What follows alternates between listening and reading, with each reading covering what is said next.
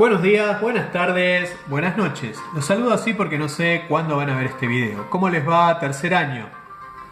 En nuestra sección Lecturas Imprescindibles vamos a ponerle contenido y conceptos a los nuevos temas que vamos a estar analizando. Así que comenzamos. La Revolución de Mayo.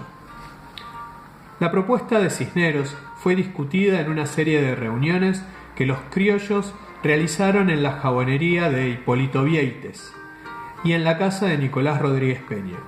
De esas reuniones tomaron parte, entre otros, Juan José Castelli, Manuel Belgrano, Juan José Paso y Antonio Luis Beruti. El grupo se entrevistó con Cisneros y le solicitó que convocara a un cabildo abierto. El virrey aceptó debido a la presión ejercida por los jefes de las milicias criollas, entre ellos Cornelio Saavedra. La convocatoria se pactó para el 22 de mayo. Se invitaron 450 vecinos, de los que participaron aproximadamente 250. Entre ellos se encontraban funcionarios, sacerdotes, oficiales del ejército y la milicia y vecinos respetables de la ciudad. En los debates que tuvieron lugar en el Cabildo Abierto, se explicitaron las diferentes posiciones. El obispo de Buenos Aires, Benito Lué, sostuvo que mientras existiera en España un organismo político, éste tenía legítimo derecho para seguir gobernando los territorios americanos. La posición de los grupos criollos fue expresada por Juan José Castelli.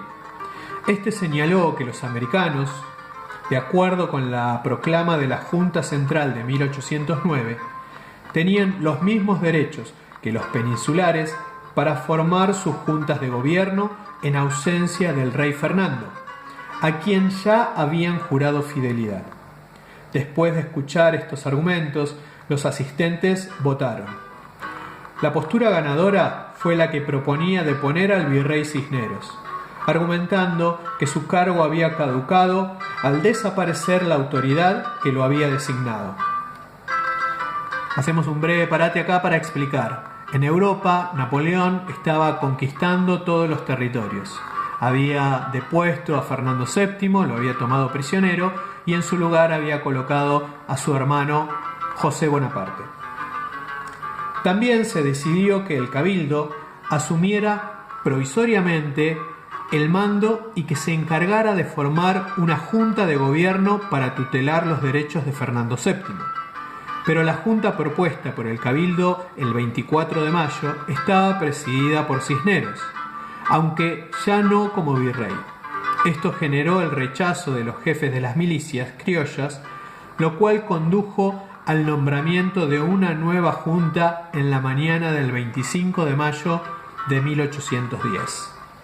La primera junta. La nueva junta estaba conformada por 9 miembros. Saavedra era su presidente y por ello se le confirió el supremo mando militar.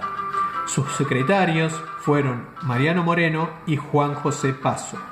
Y los vocales, Manuel Belgrano, Juan José Castelli, Miguel de Ascuénaga, Manuel Alberti, Domingo Mateu y Juan Larrea.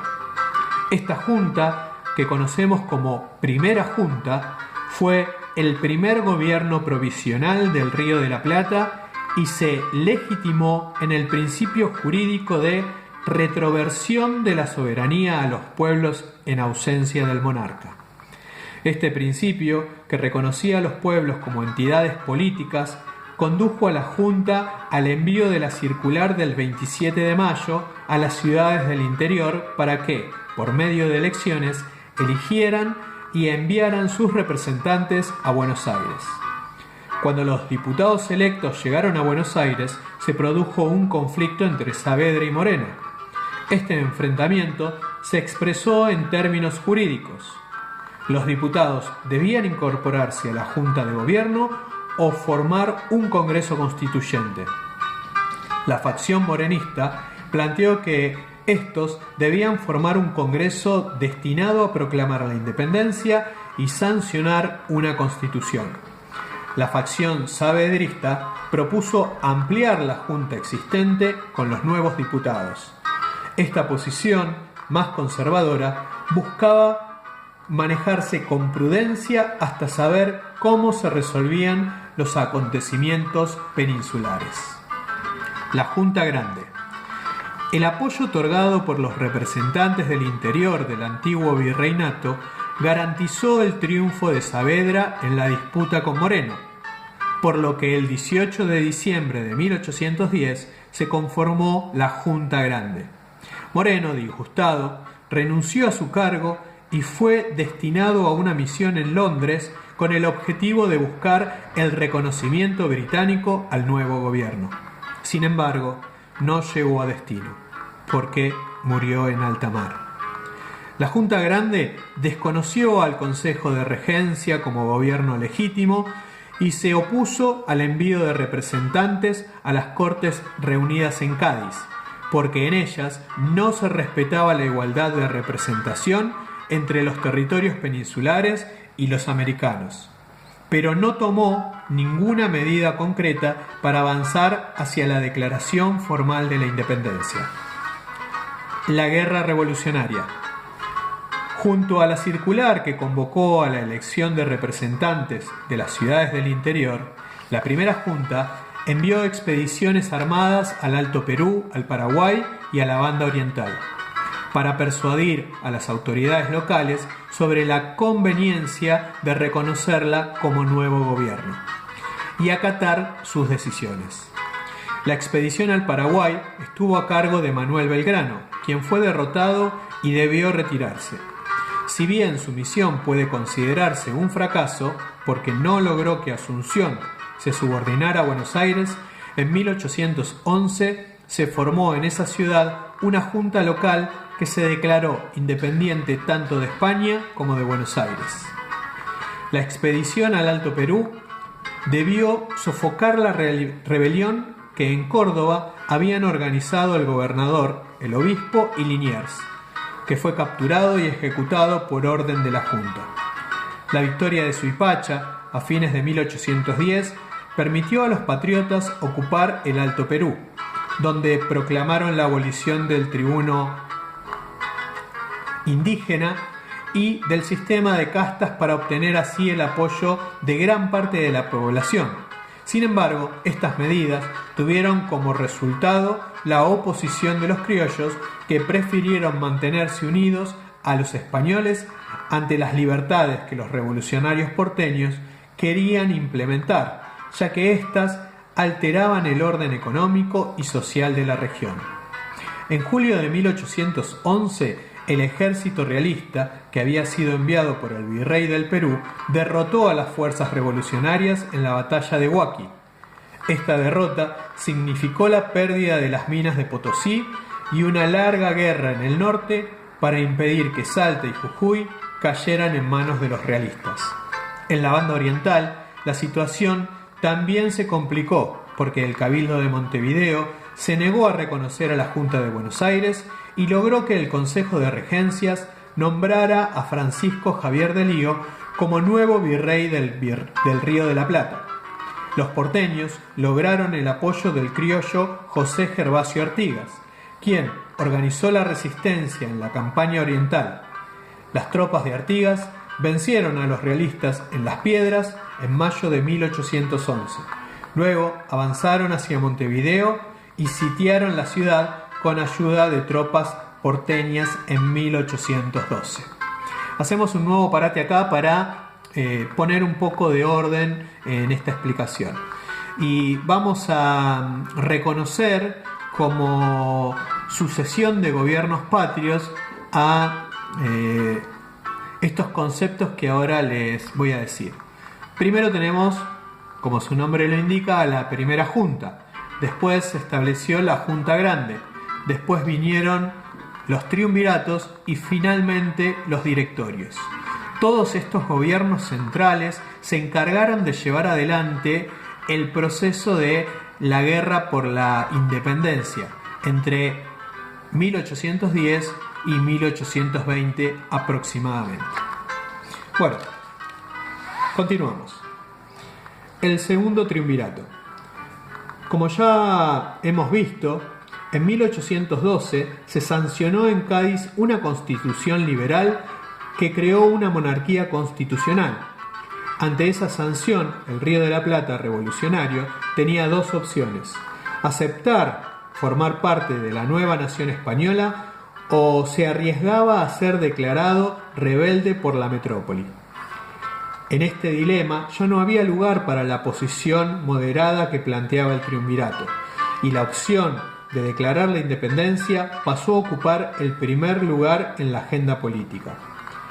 En este clima, la Sociedad Patriótica y la Logia Lautaro unieron sus fuerzas y el 8 de octubre de 1812 organizaron un movimiento revolucionario que derrocó al gobierno y formó uno nuevo, el Segundo Triunvirato, integrado por figuras adictas a la causa independentista. La primera acción política del nuevo gobierno fue convocar a la Asamblea General Constituyente, que se reunió en enero de 1813, la Asamblea del año 13. La primera medida tomada por la Asamblea fue la exclusión de la fórmula de juramento de fidelidad a Fernando VII. La nueva fórmula de juramento, propuesta por Alvear, aludía a la soberanía de la nación, siguiendo el ejemplo de la Francia revolucionaria y la Constitución de Cádiz. Pero los diputados del interior habían llegado a Buenos Aires con instrucciones precisas de representar los intereses de sus respectivos pueblos. Esto condujo a un conflicto en torno a la definición de la soberanía.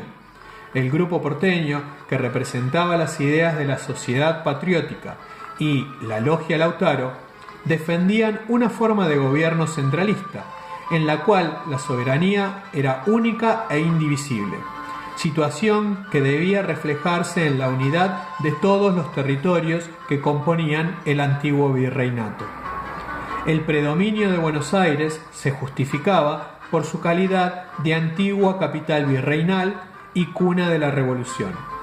Una gran parte de los diputados del interior proponía, en cambio, una forma de gobierno con amplias autonomías para las ciudades, lo cual reflejaba la idea de la fragmentación de la soberanía y colocaba en pie de igualdad a todas las ciudades del antiguo virreinato.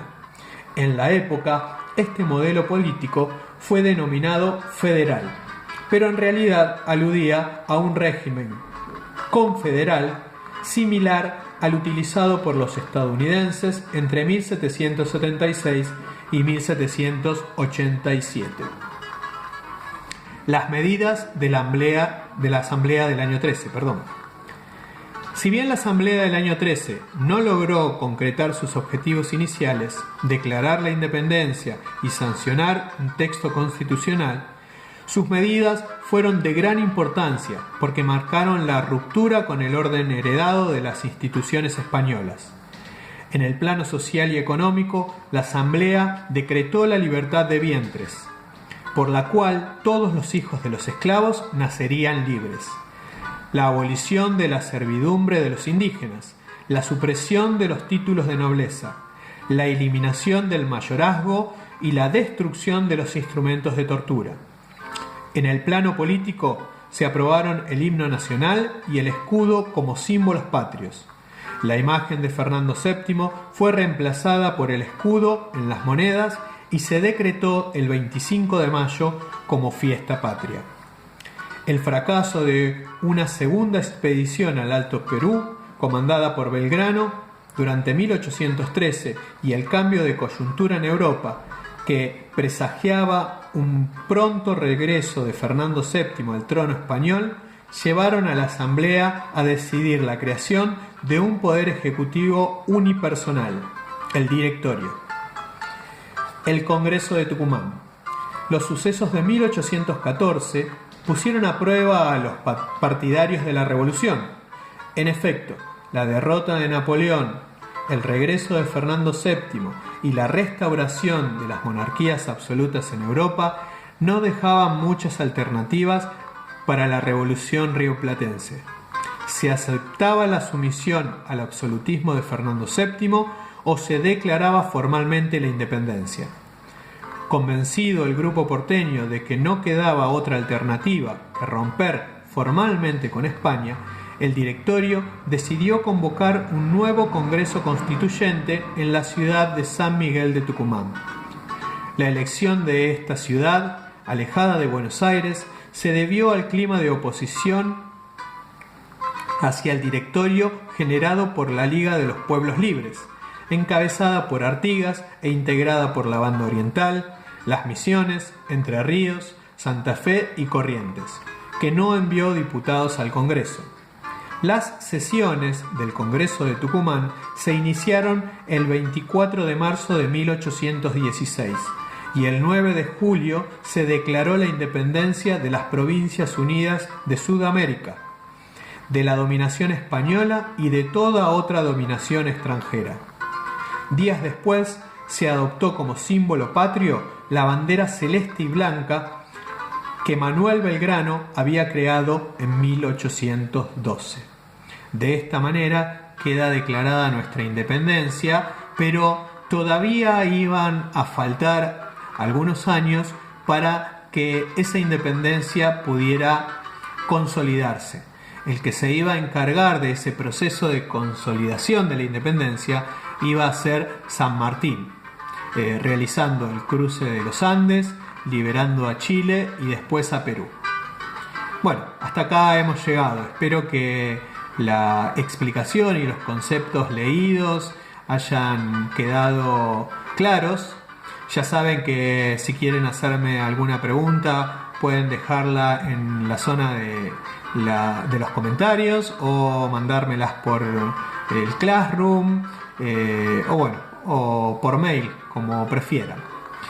Agradezco la música de folclore argentino a los guitarristas El Manco Hilacha y